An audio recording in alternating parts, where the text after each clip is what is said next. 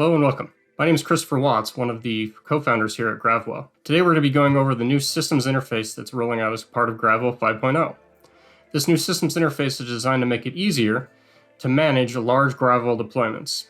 So whether you have a lot of ingesters feeding from lots of disparate locations, or a very large cluster with many indexers that are feeding from many different ingesters. The idea behind this interface is making it easier for you to get a 20,000-foot view of how much data you're ingesting, where it is, the health of your cluster, and then also getting a basic overview of what your ingesters are doing and how hard they're working. So we're starting here with the storage and indexers and wells interface. This is the basic overview, and you can see here that I've got 3 indexers currently running, and you can immediately see how many entries are stored in each, where they're stored, a basic rate, and then some peak information of how quickly I've seen things come in over the last few minutes. There's also a nice new calendar. It makes it really easy to see, where data is and your data density across time. So if you're trending up or down, and make it easy to kind of see at a macro level how much data you actually have. The ingestion calendar can be zoomed in here. We can see with a little more granularity. We can also look in and filter by wells. So here I'll start with just my default well. You can see some basic intensity of the amount of data I've got. But if I were to kick over to my network well, which has PCAP data, you can see here that I keep a much shorter amount of data because it's very high intensity. Much more data is flowing in on a bit-by-bit basis. I can also reach in here and zoom in. So maybe I want to look from now. I change my start and end dates. And you can see the calendar will update accordingly. I can also go over here and look at individual indexers and get an ingestion calendar, not across all my indexers, but just one.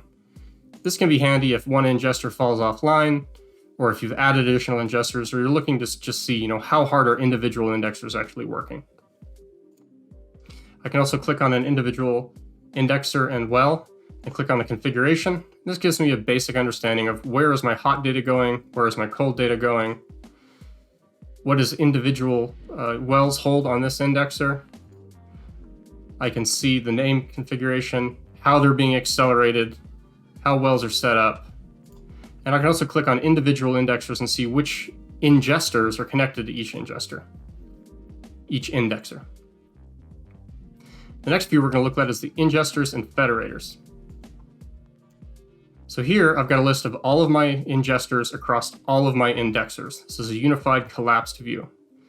And here you can see that I've got version information, UUIDs, how much I've ingested, how long they've been up, the total number of tags they're serving. And importantly, you can see which one of these ingesters are connected to federators.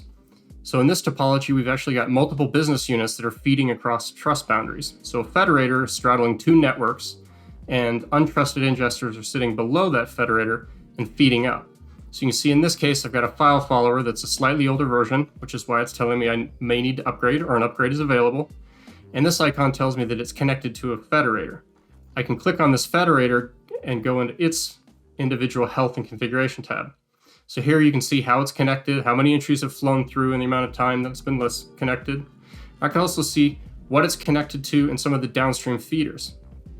So in this case, it's a file follower and it's currently monitoring a Zeek ingester or a Zeek network monitoring system. So you can see that this file follower is following multiple locations, and you can actually see the individual files it's attached to and some of the configurations associated with it. This is a pretty standard Zeek topology and Zeek configuration. You can also go over to the tags and see the individual tags that it's monitoring, and then jump to a query on that tag or data explorer directly from the ingester.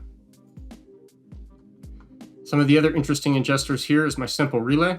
I can do the same. And here you can see that I've got TCP listeners and a configuration, as well as tags. The next tab is the hardware tab.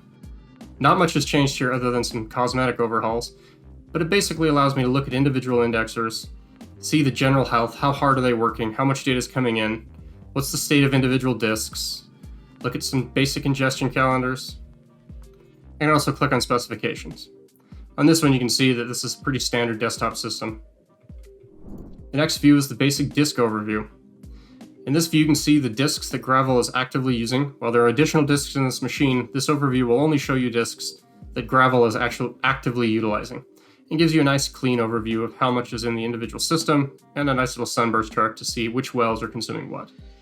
In this case, you can see that my PCAP well is consuming the majority of my storage. And the new interface that allows us to actually see the physical topology of my ingest.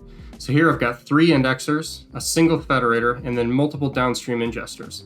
So you can see I've got a simple relay, some file followers, connectors, and a network log that are all flowing through my federator.